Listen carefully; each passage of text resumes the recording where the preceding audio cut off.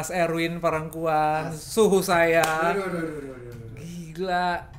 Ini berapa puluh tahun yang lalu loh. Gue jadi co-hostnya Erwin Parangkuan. Tahu nggak itu tuh doa yang terkabulkan, tau gak? Serius lo? Serius lah.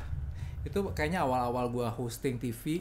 Jadi gue tuh selalu adore sama penyiar yang bisa menjadi presenter. Zaman itu kan ada lo dan lain sebagainya kan. Terus gue kayak nggak punya percaya diri gitu dari daerah, dari Bandung. Terus tiba-tiba bawain acara talk show. Ya kalau gue talk show jualan ya pada saat itu ya. Tapi gimana menggali si barang-barang ini untuk bisa orang tuh berminat gitu. Belum ada sosial media kan. Masih bentuknya TV. Agregator gitu ya kalau zaman sekarang ya. Terus hostnya siapa gue tanya? Mas Erwin. Waduh. Gue bisa belajar banyak gitu dari seorang Erwin Parangkuan yang... Lo tau gak sih zaman dulu tuh gue siaran di radio. Ini gue... Enggak, biasanya kalau kita mulai gue langsung nanya nih. Oke, enggak apa-apa. Ini fun fact. Jadi dulu tuh gue siaran di radio di Bandung dong. Lu siaran ngetop lah karena gue. Bandung kan ngetop yang lo siaran, yang lo ada. Itu ngetop juga gara gue sih. Enggak. Jadi gue tuh siaran, gue tuh PD juga di sana, tapi gue siaran biasanya tuh siang gitu, jam siang.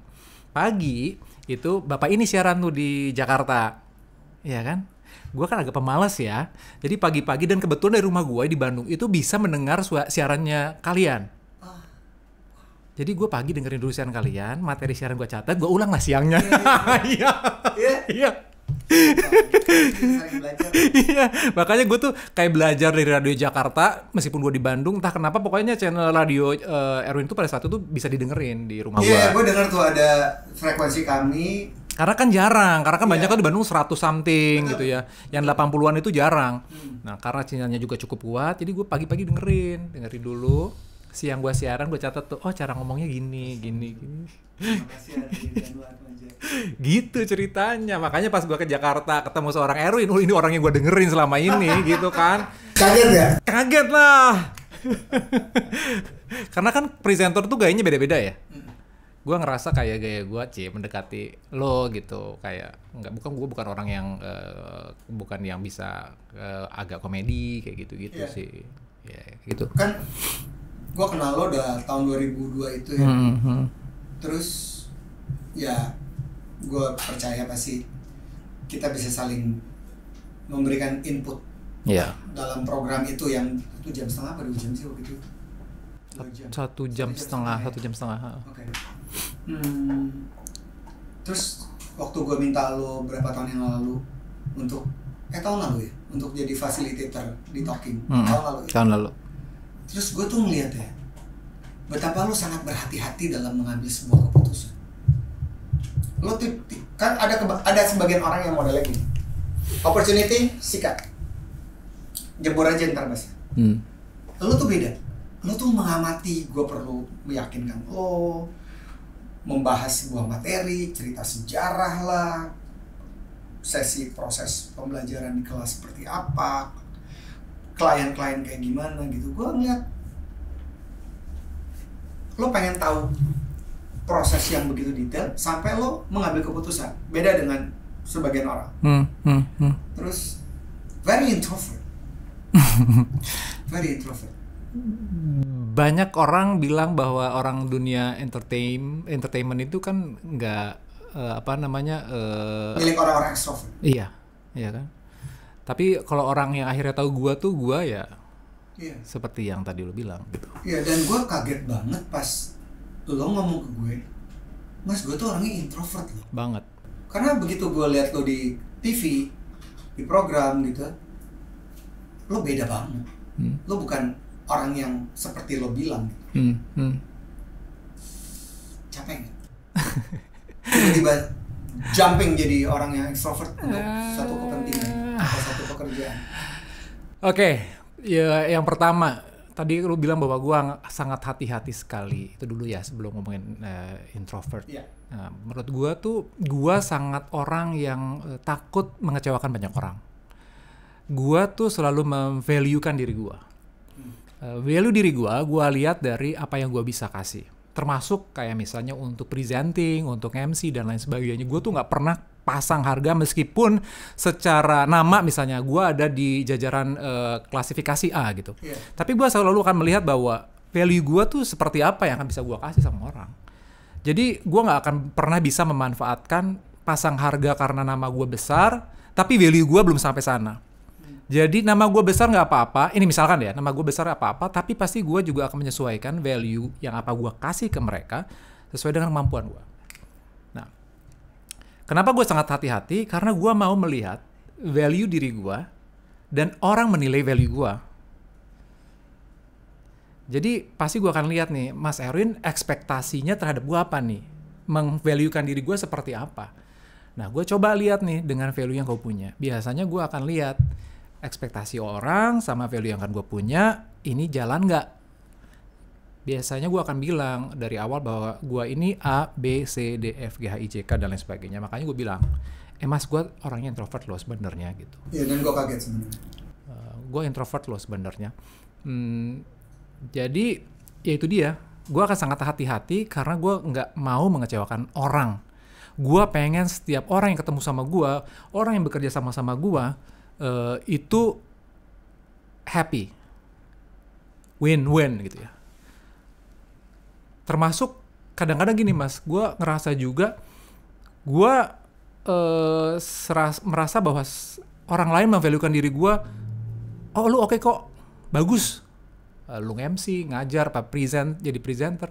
Tapi kadang-kadang gue suka memvaluekan gue bahwa kayaknya gue nggak maksimal deh, gitu loh. Jadi gue ada perasaan selalu tidak puas gitu. Dan menilai diri. Iya, meskipun orang lain bilang bahwa wah lu ya, you doing well, tapi gue ngerasa kayaknya ada yang kurang gitu. Menurut gue sangat bagus karena kita tidak menjadi serakah. Atau kita tidak menjadi apa aja dihabek. Jadi dipilih bener-bener yang kita mau dan kita yakini mampu. Betul, karena menurut gue impresi orang pertama kali itu tidak akan pernah sama pada kesempatan kedua menurut gue ya. Betul. Jadi kesempatan pertama impresi orang mengenai diri kita itu harus maksimal apa yang kita punya. Nggak, meskipun ada kesempatan kedua tetap aja. Iya, karena itu yang lebih nempel. Iya. Kayak banyak hal sih sebenarnya yang gue pindah dari Bandung ke Jakarta itu ya bener-bener gue nggak punya satu pekerjaan yang menjanjikan banget gitu. Kan ada orang kan pindah ke kota lain udah tahu nih mau megang apa gitu. Gua cuman pada saat itu tuh cuman ditawarin jadwal siaran itu pun weekend gitu ya. As you know, di radio zaman dulu juga nggak terlalu gimana-gimana gitu. Tapi gue yakin sih bahwa gue punya at least value, gue tahu mau kemana arah gue, kemampuan gue seperti apa, tinggal gue memilih sesuatu yang paling tepat. Sisanya opportunity yang bukan fieldnya gue akan coba tetap sesuai dengan kemampuan gue, tapi itu jadiin gue bonus sih gitu. Itu juga yang kemudian membuat lo bisa lebih yakin dengan apa yang lo pilih. Kan lo juga di balik layar menjadi konsultan sosmed, bantu banyak organisasi, terus dengan startup company yang lo buat, itu juga yang bikin semuanya tuh dengan value itu. Rancang, rencana, analisa, dalam, baru jalan. Gue selalu percaya bahwa setiap orang tuh punya kemampuan. Tinggal kita menemukan kemampuan kita apa dan mempertajam kemampuan kita apa. Gue yakin lah setiap orang tuh dilahirkan pasti punya arti, punya fungsi, dan punya kemampuan. Ya tinggal kita mengetahui kemampuan kita apa, mempertajam kemampuan apa, dan ya sudah, itu yang harus kita jalanin gitu. Kalau yang apa yang lo miliki ini bisa dibilang bakat atau diasah? Ya, dua-duanya ya. Maksudnya karena ada orang yang mengasah tapi kayaknya enggak maksimal gitu, karena nggak ada bakatnya misalnya gitu. Kalau gue ngerasa bahwa bakat itu lebih ngomongin passion menurut gue ya. bakat tuh passion menurut gua. Jadi bakat itu diturunkan tapi lu juga passionate ngerjainnya. Nah, tapi ya harus diasah juga gitu loh, karena apalagi zaman sekarang gitu loh. Betul. Bakat aja tuh nggak cukup. Iya. Kompetisi lu tuh sekarang jauh lebih besar daripada beberapa puluh tahun yang lalu. Mungkin pada saat ya kalau sekarang kan Zaman gue sih masih asik sih. asik dong. Zaman gue 90-an tuh asik banget karena kompetitor nggak banyak ya, baru Aku nggak setuju. Kalau menurut gua kompetitor nggak banyak, tapi salurannya yang sedikit. It's equals to sekarang yang kompetitor banyak, tapi salurannya banyak. Jadi menurut gua sama-sama aja sih. Jadi orang-orang yang sekarang bisa 10 tahun ada di dunia yang mereka pilih, ya itu menurut gua orang-orang yang sangat kompeten di dunianya gitu. Jadi menurut gua kalau bilang zaman dulu kayaknya lebih enak atau lebih sulit, kalau gua rasa sih enggak ya, karena sekarang gua banyak ngomongin media di Gen Z gitu, gua jadi ngeliat juga bahwa enggak juga sih. Zaman sekarang itu kompetisinya banyak, tapi juga salurannya banyak gitu loh. artinya kalau gua mundur ya tahun 90-an, TV masih dikit, TV swasta baru 2, ada RCTI baru SCTV, udah ada existing TVRI. Gua ada di situ pertama kali siaran, bawain program TV. Belum banyak penyiar presenter televisi cowok kayak gue gitu. Dan orang masih satu Indonesia masih ngeliat TV ini. Tapi begitu mainannya makin banyak kan dia pecah kan. Terus playernya juga makin banyak. Artinya bagaimana sebuah produk atau orang bisa dikenal dengan channel yang sedikit versus channel yang begitu banyak. Kan opportunity-nya tentu akan berbeda. Gimana? What do you think? Zaman dulu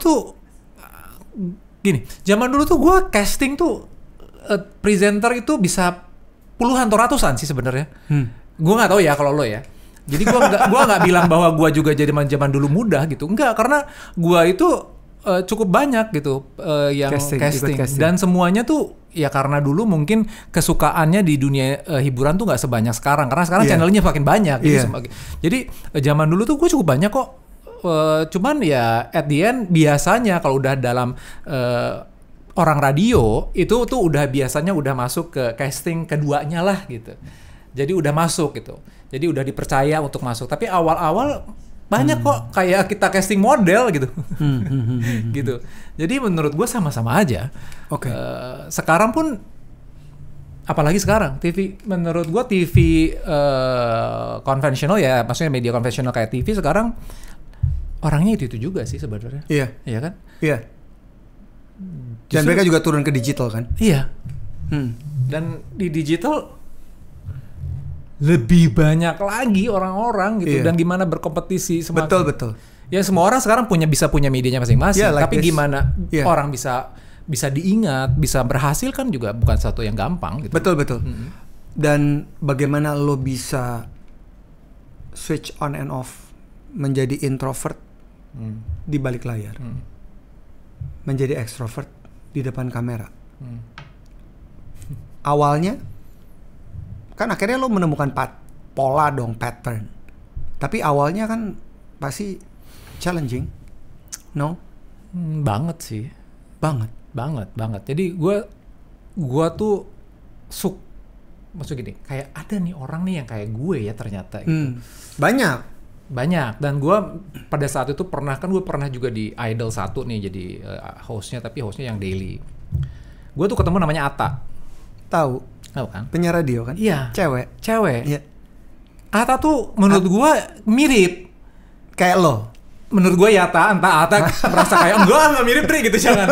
Tapi kayak Atta gini. Karena menurut gue pada saat kenapa gue bisa nyambung sama Atta, karena Dri, gue tuh masih suka loh, meskipun gue udah jadi main host Indonesian Idol, which is adalah the biggest TV show saat itu. Gue sangat menikmati untuk naik bis dan gak ada orang yang tahu. Kata Atta. Terus gue bilang, loh, Tak, gue sama loh, Tak. Gue tuh kadang-kadang tidak menikmati keterkenalan menurut gue. Karena di satu waktu gue butuh me time buat diri gue sendiri untuk bisa merefleksi diri gue sendiri dan juga memperhatikan orang lain gitu loh. Menarik.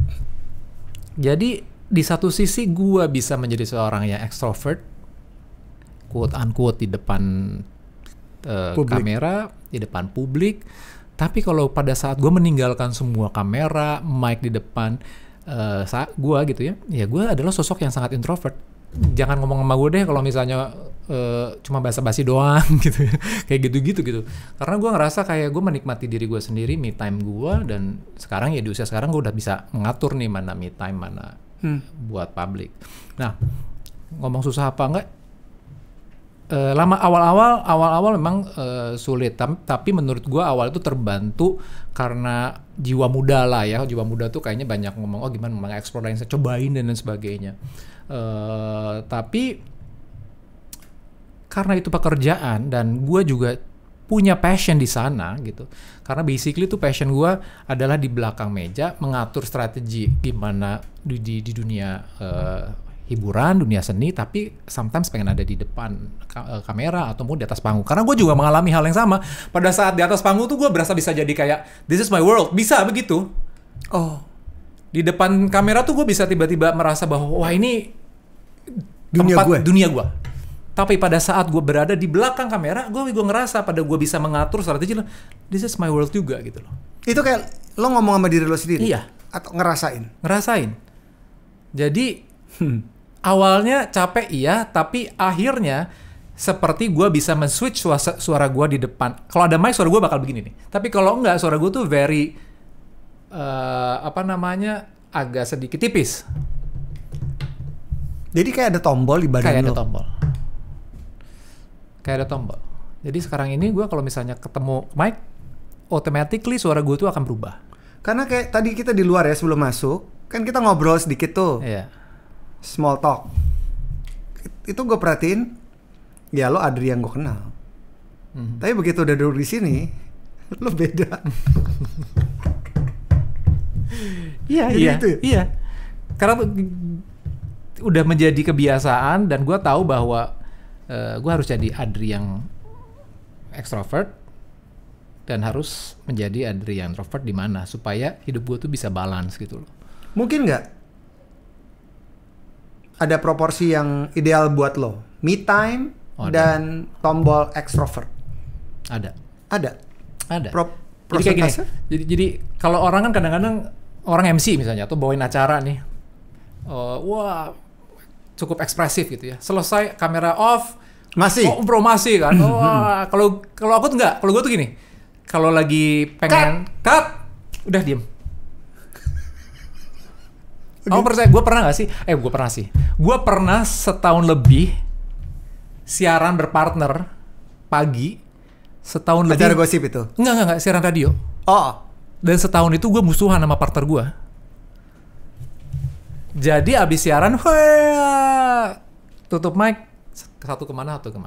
Musuhan? Maksudnya beneran musuhan? Tidak berbicara sama sekali, kecuali pada saat on air. Wow. Dan buat gue fine aja, karena menurut gue hidup dengan dunia seperti itu. Gue bisa switch tombol. Gue nggak bisa sih. Gue jadi lo nggak bisa. Gue pasti akan duduk, panggil orang itu, dan ngobrol dari hati ke hati. Yuk kita beresin yuk. Gak enak nih perasaan gue kayak gini gitu. Tapi lo bisa? Bisa. Gila lo? Bisa. Gila lo? Bisa banget gue tuh. Karena ya itu, karena terbiasa untuk on off tombol extrovert, introvert. Kan orang bilang ada ambivert gitu ya. Iya, gue bisa ambivert. Tapi gue cenderung untuk bisa men-switch mood, men-switch lain sebagainya. Even gue lagi sakit, gue pernah siaran syuting live di satu TV swasta. Itu demam gue 39 something lah. Tapi gue harus siaran karena nggak ada orang lain pada saat itu. Nggak ada pengganti. Nggak ada penggantinya. Itu gue bisa kayak orang tergeletak pas ada tayangan VT. Terus gue harus switch lagi untuk orang nggak tahu bahwa gue sakit gitu. Yang orang tahu gue sakit ya itu teman-teman kru di lapangan. Jadi ya. Tapi mungkin nggak kayak akhirnya lo tidak menjadi introvert lagi, prosentase ekstrovertnya lebih gede setelah tombol itu lo temukan dan lo tahu bagaimana cara jalaninnya. Enggak sih. Enggak. Jadi tetap dia proporsional kurang lebih. Nah, selama gue menjalani, karena gue tahu I'm good di bisnis ini, tapi gue harus menjadi orang ekstrovert. Karena gue tahu kebiasaannya, gue tahu teorinya, gue belajar how to untuk bisa menjadi seorang good entertainer, ya gue harus jadi extrovert. Ya kan? Nggak kayak sekarang lah. Kalau sekarang kan lo jadi introvert aja, diem aja, baca puisi aja kayaknya bisa dang gitu ya. Ya kan? Sekarang orang lebih terbuka lah dengan di dunia hiburan itu mau jadi orang extrovert kayak introvert. Tapi ya gue harus membalance bahwa gue harus menjadi diri gue sendiri gitu. Jadi gue selalu me time, selalu nggak terlalu suka keramaian gitu loh. Gue kayak datang ke sini gue tuh sangat suka naik MRT, even LRT tuh gue masih jalanin sih. Jadi kadang-kadang suka orang capture gitu foto, Mas tadi di LRT KRL ya gitu. Tapi gue suka. Buat gue itu me time gue. Kayak sekarang gitu? Iya, kayak Me time tuh maksudnya lo nggak jadi pusat perhatian gitu atau lebih kepada solitude lo dengan dunia lo? Lebih mana? Gue dengan dunia gue dan otomatis gue dengan dunia gue itu nggak jadi perhatian orang. Jadi gue banyak lihat orang, merefleksi diri dengan melihat banyak orang, nih orang kayak gini ya. Gue tuh banyak bersyukur atau mungkin gue terinspirasi, nih orang keren banget ya, gue mau jadi gini gitu loh. Nah sekarang gue mencoba untuk lebih strict lagi gitu karena usia juga kali ya, lebih strict, tahu kapan gue harus kerja, gue harus kerja. Kapan gue harus nggak kerja, gue nggak akan kerja. Mau ditawarin apapun juga kalau gue tahu bahwa itu nggak akan bikin gue happy, nggak akan gue. Artinya lo ngatur kayak Senin sampai hari Jumat gitu, lo ngatur ini hari kerja, ini hari nggak kerja, kayak gitu.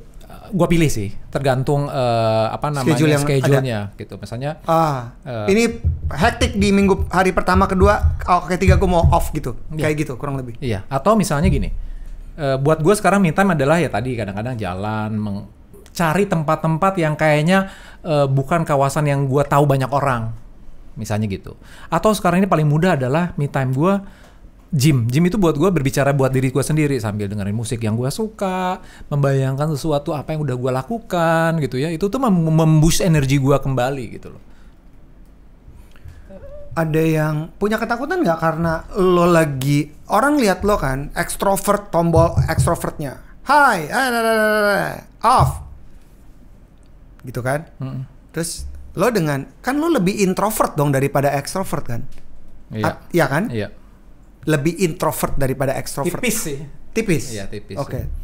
Walaupun extrovertnya sedikit lebih besar porsinya. Iya. Tiba-tiba, ini kan moodnya lagi, tombolnya lagi on introvert. Lo harus ketemu orang, maksudnya ada orang-orang yang di sekeliling lo, tapi lo jadi pengen solitude aja. Takut nggak sih kalau dibilang kayak, kok Mas Adi nggak negor saya sih? Nah itu kejadiannya banyak gitu. Oh gitu? Jadi impresi orang tuh kalau nggak ketemu ekstrovertnya, karena orang kan pasti menyangka tuh gue sangat ekstrovert, apalagi orang-orang yang tahu di TV gitu ya. Ya pasti dibilang sombong sih. Kayak banyak yang maksudnya ini kan akan terjadi beberapa iya. Maaf deh, gue terusin dulu kalimat gue. Ini akan terjadi ke orang-orang yang tipenya kayak lo kan. Betul. Dalam pekerjaan dia nyalain on extroversionnya, tapi ketika lagi sendiri ya introvert. Percaya nggak? Gue pernah diberhentikan satu program gara-gara bosnya berpikiran bahwa gue sombong. Oh iya? Banget. Serius? Kayak geledek, gue mau dihentikan. Dihentikan. Jadi yang membela gue adalah orang-orang yang tahu gue, karakter gue. Tapi nih bosnya nggak tahu, kayaknya ini orang kok sombong banget ya gitu. Terus lo mengeluarkan argumentasi lo nggak? Mengeluarkan argumentasi gue lewat orang-orang yang gue kenal, jadi si produser dan lain sebagainya. Tapi buat dia mungkin udah impresinya udah nggak bagus kali ya, karena lo diem, gue diem, lo lagi off, terus diperhatiin dan lain sebagainya. Tapi nggak apa-apa. Tapi setelah itu ya gue belajar banyak gitu loh. Jadi di mana waktunya untuk bisa untuk pekerjaan ya. Jadi gue kalau untuk melihat pekerjaan gue udah tahu nih PR gue mesti ngapain aja di dunia hiburan ini gitu. Jadi introvert gue tuh gue kurangi porsinya regarding to business, ngerti gak sih? Ngerti. Karena lo tahu petanya. Tahu petanya gitu bahwa lu tuh harus sekarang tuh ini awal-awal kejadiannya ya gue mencebur ke dunia pertelevisian. Oh ternyata gue tuh nggak bisa menunjukkan introvert gue karena orang pengen ngelihat gue tuh se-extrovert itu, pengen cari muka itu, kayak gitu-gitu loh. Jadi ya udah gue jalani PR gue dan gue mencari introvert gue di saat-saat yang bisa gue kendalikan gitu loh, di luar pekerjaan. Misalnya contoh, gue ngebayangin turun dari mobil, jalan, di mobil introvert dong. Mobil introvert. Di Ya mobil kan? gue pasti dengerin musik yang gue Iya. suka. Ya itulah. Jalan, jadi mulai tuh on. Extrovert. Setelah gue mendapatkan pelajaran itu ya. Iya, setelah mau dihentikan program karena lo dianggap sombong gitu kan. Setelah sudah dihentikan terjadi. Oh itu terjadi bener. Terjadi. Gila. Terjadi. Setelah dihentikan, itu kan jadi kayak geledek di siang bolong. Betul. Habis itu yang membuat lo lebih sadar bahwa gue mesti mainin peran gue. Mulai gue aktifin, banyakin extrovertnya kalau kerja gitu kan. Jadi dan lo kan you are very strategic thinking. Gue bisa ngeliat lo bisa ngeliat peta di ini nih. Jadi lo bisa lihat di sini ini merah, ini gitu-gitu kan. Jadi ya gitu. Iya, jadi gue tahu nih, gue harus pada saat gue ada di tempat kerjaan gue harus switch. Bukan saja di atas di atas panggung atau pada saat ada kamera, tapi bener-bener gue turun tuh udah tahu nih gue harus menyapa duluan. Hal yang nggak sebenarnya kalau bisa tuh orang nyapa gue deh gitu, ngerti nggak sih? Atau kalau perlu tuh orang jangan lihat gue deh gitu. Kayaknya nggak penting-penting amat juga buat gitu, dia sama gue. Di pikiran. Tapi kan nggak bisa karena gue sudah belajar itu kayak itu kan cukup membuat gue belajar banyak gitu loh. Jadi bener-bener gue tuh meskipun introvert tidak berarti tidak baik ya. Oh iya kan? Oh introvert bagus sekali karena pendalaman, pemahaman, jadi, introspeksi. Dan jangan juga berpikir bahwa gue tidak ikhlas kalau misalnya gue menyapa ke depannya kayak hey apa kabar lo? Ya memang juga. Akhirnya ya udah. Akhirnya gue coba untuk being professional tapi orang tidak menangkap sesuatu yang negatif dari being introvert gitu loh. Karena kan kita nggak bisa mengendalikan apa yang orang pikirin gitu loh. Ada nggak sparring partner orang yang bisa diskusi? Karena kan punya pemikiran tertentu yang tidak kebanyakan orang miliki dengan pengalaman yang juga tidak semua orang miliki. Alangkah bagusnya kalau kita punya teman diskusi. Ada nggak sih teman diskusi yang biasa jadi tempat curahan lo? Ini curahannya lebih kemana ya? Ke kerjaan apa? Kerjaan. Situasi dalam kerja. Kalau nggak ada nggak usah dipaksa loh. Iya, nggak ada sih sebenarnya. Jadi ini lebih banyak ke self talk. Iya, gue ini gini loh. Gue selalu menganggap bahwa diskusi dengan orang itu lebih ke mencari point of view yang berbeda. Karena sebenarnya tuh gue orang yang sangat amat kadang-kadang suka keras ya. Jadi tahu apa yang gue mau dan kalau nggak sesuai dengan ekspektasi gue, teman-teman lawan curhat ini gue kadang-kadang suka kayak kayaknya lu nggak ini deh, nggak satu level misalnya sama gue, perasa gitu. Jadi tapi gue coba mencari point of view dari mereka, mencari pandangan-pandangan baru. Oh ternyata bisa begini ya, bisa begini. Tapi semua dibalikin lagi. Gue tahu bahwa semuanya akan dibalikin lagi ke gue dan sesuai dengan kemampuan dan value gue gitu. Karena gue juga nggak mau akhirnya jadi orang lain banget gitu. Iya. Yang sangat jauh dari diri yang kita. Sangat jauh karena apa yang gue bilang Betul. extrovert introvert ini masih dalam zona aman gua gitu. Iya. Bukan sesuatu yang ekstrim. Bukan sesuatu yang sangat Betul. ekstrim. Jadi bisa dibilang pendekatan yang lo lakukan setelah lo melakukan diskusi dengan diri sendiri untuk tahu. Dan setelah kejadian yang membuat lo panik, lo tahu. Jadi ini intensitas introvert gue mesti gue rendahin supaya extrovert gue muncul. Itu bisa dipakai juga buat orang-orang dong sebenarnya yang mempunyai kepribadian yang beda dengan pekerjaan mereka kan. Exactly, bener banget.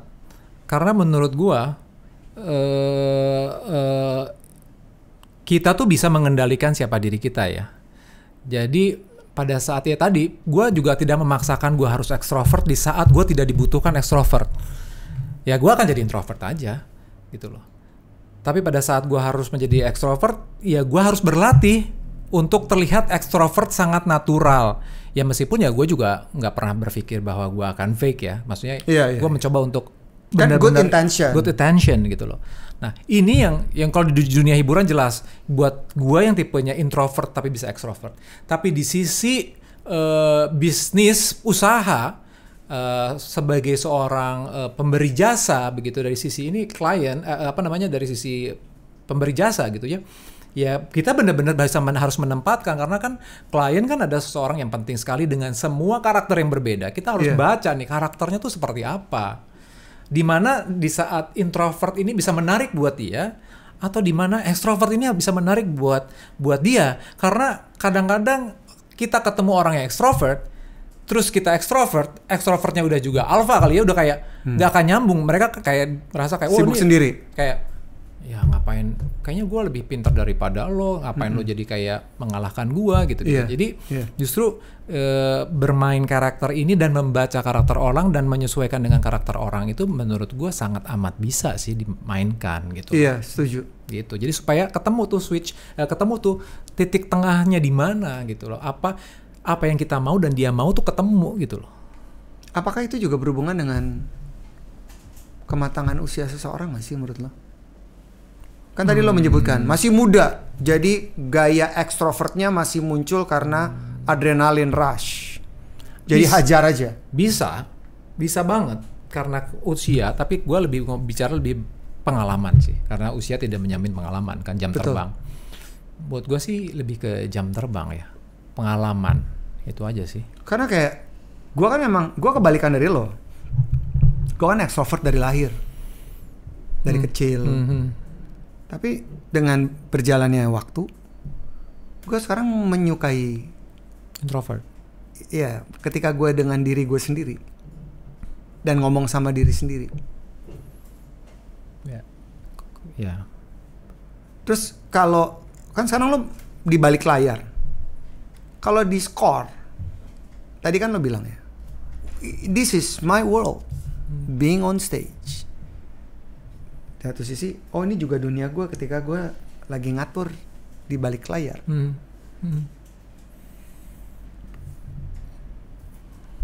Berapa sih persentase my world in extrovert world and my world in introvert world? 60 introvert, 40 extrovert. Karena di saat gue extrovert, gue masih butuhkan introvertnya. Pasti. Tapi di saat gue introvert, gue tidak membutuhkan extrovert gue. Oh gitu? Iya. Ya karena kita mau diri kita sendiri gitu ya? Gitu. Iya.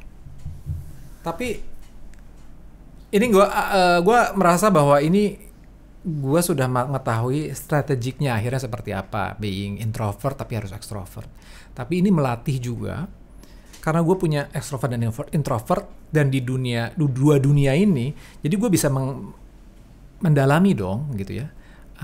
Apa aja sih di dunia extrovert ini, do's and don'ts-nya, orang suka apa enggaknya, introvert tuh apa dan enggak dan sebagainya. Akhirnya ini membuat gue bisa berempati dan juga bersimpati sama keduanya gitu loh. Itu sengaja lo cari? Sengaja gue cari. Dan buat gue sangat penting, karena meskipun gue introvert, pada saat gue harus berkenalan dengan klien, klien itu macam-macam kan, kadang-kadang ada yang sangat introvert dan lain sebagainya. Pada saat sangat introvert, gue tahu nih harus ngapain sama dia nih, gitu loh. Coba kasih tips dong. Kalau klien yang sangat ekstrovert, kita mesti. Kalau klien sangat ekstrovert, klien itu adalah orang yang sangat ingin didengarkan. Pasti kalau ekstrovert tuh dia menguasai banget apa yang dia kerjakan gitu. Ya kita nggak bisa dong bilang bahwa enggak dan lain sebagainya. Di sisi lain seorang introvert harus banyak mendengarkan, karena pada saat ekstrovert itu berbicara sangat ekstrovert, kita akan bisa melihat justru ini dia ada satu yang miss-nya, kurangnya di sini. Karena waktu kita mendengarkan lebih banyak daripada kita melawan dengan sifat ekstrovert juga. Karena pada saat dia ekstrovert, kita ekstrovert, akhirnya egonya ketemu dua-duanya. Betul, berantem deh tuh. Berantem udah gitu nggak mau kalah dua-duanya. Akhirnya kayak lu kayaknya kok lo kan gue klien ya, lu dengerin gue dong. Yang punya duit gue nih gitu. Exactly. Jadi kalau ekstrovert ya sisi introvertnya dimainkan. banyakin denger sampai akhirnya di saat introvert itu dijalankan banyakin denger, lu bisa menganalisa karena lu juga ada extrovertnya. Oh ini kurang di sini nih. Baru tuh main. Oh, gue tahu nih, gue harus extrovert di sisi yang mana? Di sisi dia yang nggak dia kuasai. Jadi ada petanya gitu dong. Ada. Kalau misalnya gue dulu pernah gini. Keren banget. Gue pernah punya klien dulu. Dia ngomong sebelum ngomong udah extrovert dulu, maksudnya udah ngomong A to Z dari bisnis ini. Terus gue bilang, kalau gue kerjaan dia, habis nih gue. Ekspektasinya tinggi. Iya. Tahu banyak hal. Dia udah tahu banyak hal dan dia show off semua hal. Iya. Gue cuma bilang gini, oke, kayaknya semua sudah disampaikan. Kebetulan saya nggak bisa ngasih jasa yang Mas mau cari, gue bilang gitu. Karena kayaknya udah lengkap, tinggal cari jasa A dan gue bisa suggest. Karena gue nggak mau mengerjakan sesuatu yang kayaknya akhirnya nanti kita jadi bulan-bulanan gitu loh. Iya, tentu dong. Mau bener apa kan enggak itu tadi ya, nilai lo adalah values. Betul. Itu kan penting buat lo nomor satu. Betul. Karena menurut seorang Evrim Parangkuan, kita akan sangat percaya diri pada saat kita mengetahui sebuah materi yang orang lain tidak ketahui. Iya kan? Bener gak? Bener kan? Yes. Artinya pada saat dia extrovert, kita introvert, kita dengerin nih di mana sisi dia yang kayaknya dia nggak dapet nih. Gue sikat itu. Karena sesuatu yang dia merasa hilang, nggak komplit, dan kita masuk ke sana dan kita sangat tahu itu, udah semuanya kelar. Bener banget loh. Oh, gila. Ya kan? Jadi bermain strategi sebenarnya dong. Oh iya dong. Dan itu kan miliknya si introvert. Iya. Extrovert kan strateginya jauh tapi nggak detail gitu. Betul. Karena nggak banyak waktu untuk menganalisa. Iya. Introvert itu kan punya waktu banyak untuk menganalisa. Cuma introvert itu jeleknya overthinking ya. Banget. Pak, jangan ngegas dong, Pak. Oh, iya, kan saya nanya baik-baik ya, Pak. Kok Bapak ngegas sendiri? Terlalu ekstrovert Anda. Oh, ini lagi main extrovertnya. Iya. Ntar bisnis dulu. Bukan harus keluar-keluar gitu ya. Iya, iya udah. Jadi Gitu. suka overthinking. Jadi gimana lo menghandle overthinking? Udah berhasil belum? Udah. Jadi sekarang introvert apa extrovert nih? Sekarang jadi introvert apa extrovert? introvert. Setelah tadi gue bilang kemana-mana langsung. Switch. Turunin dulu. Bassnya ditamainin. Treble-nya tadi diturunin. Jadi gini, sekarang ini karena usia kali ya dan pengalaman ngerasa bahwa kalau misalnya kita sudah melakukan hal yang terbaik, kita sudah bikin strategi, kita sudah all out, kita sudah responsible semuanya. Kalau masih ada sesuatu yang kurang berkenan, biasanya kita udah. Ya, gue nggak bisa mengendalikan kemauan orang gitu loh. Tapi semua PR-nya udah gue jalanin. Oke. Membaca karakter, apa yang dibutuhkan, gimana menghadapinya, kayak gitu. Kalau lebih kepada overthinking karena sesuatu yang sudah terjadi tapi mengganggu pikiran kita. Tadi pertanyaan gue lebih ke situ sebenarnya. Bukan kepada permintaan klien yang membuat kita menjadi overthinking. Tapi lebih pada kita mengatur situasi supaya kita tidak terbawa oleh pikiran yang berlebihan yang terjadi di masa lampau. Ilah, gitu Pak Adri. Bener nggak bahasa Indonesia saya? Bener. Sulit sih itu hal yang paling sulit sih sebenarnya. Karena mau nggak mau ya, karena lu banyak mendengar orang lain tuh ngomong apa tuh didengerin banget gitu, dan kejadian-kejadian masalah. Kan ganggu nggak sih? Ganggu. Ya tapi again bahwa apa ya? Kenapa lu mesti dengerin omongan orang? Kalau gue sih nggak peduli loh. Oh enggak kan, overthinking kan? Iya. Kok naik lagi nadanya? Oh iya benar. Overthinking kan. Tapi ada ya Pak. Jawabannya cuma itu sih menurut gue ya. Gue sih selalu percaya bahwa proses itu harus dilakukan. do the best, apapun itu udah harus dilakukan dulu. Oke. Setuju. Nah, Sekarang tenang dong, Pak. Mukanya Iya, nggak boleh kenceng gitu. iya. Santai. Tenang ya. Mungkin mesti Bapak minum mau dulu ya. Boleh deh. Yan. Cila, pelayan kuno banget ya. 90s gitu. Dono Kasino Indo. Lo perfeksionis. Are you?